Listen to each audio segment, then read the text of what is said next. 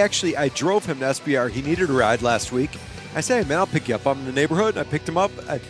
He's quiet, you know? He's real quiet. And he hopped in the car. He didn't shut up the entire time. Really? Yeah. He told me all about Marvel. He told me how much he loved it, why he's into it. It was cool. And we are going to have a real rough match for Dougie here.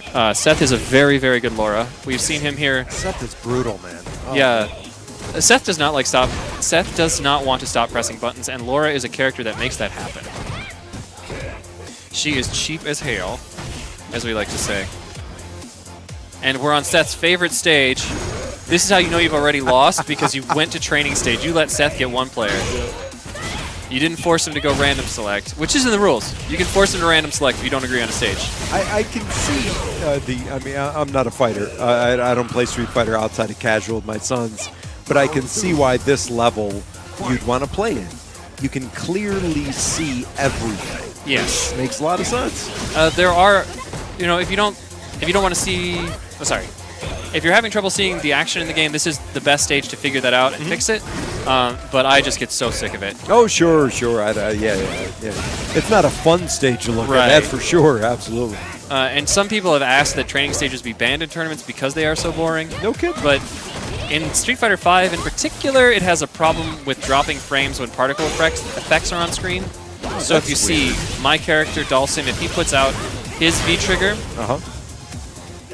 then that will cause the game to drop frames, and in dropping frames, it actually messes up inputs. That's incredibly bizarre. I mean, I have a 20-year development career developing levels in regards to rendering, developing all these.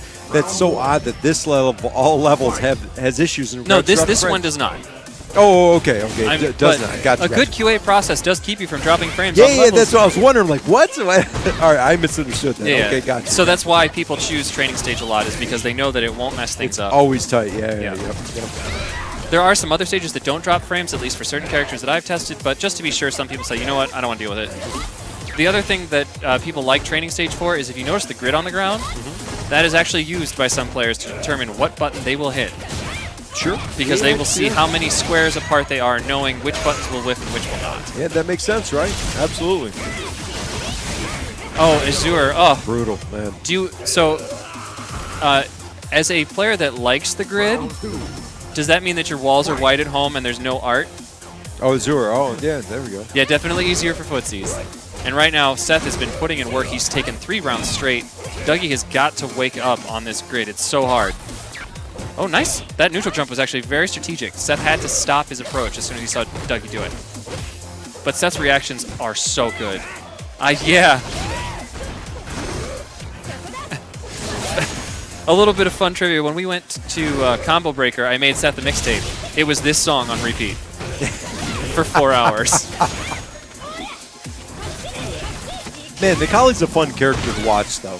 Yeah, once he activates. From an amateur standpoint, it's really cool. His evolution through the whole point, yeah, absolutely. Oh, there's Super Saiyan. Yeah, it's awesome looking. Ooh. This is probably going to be it. Yep, that's going to be it. And Seth takes it 4 rounds straight. It's tough.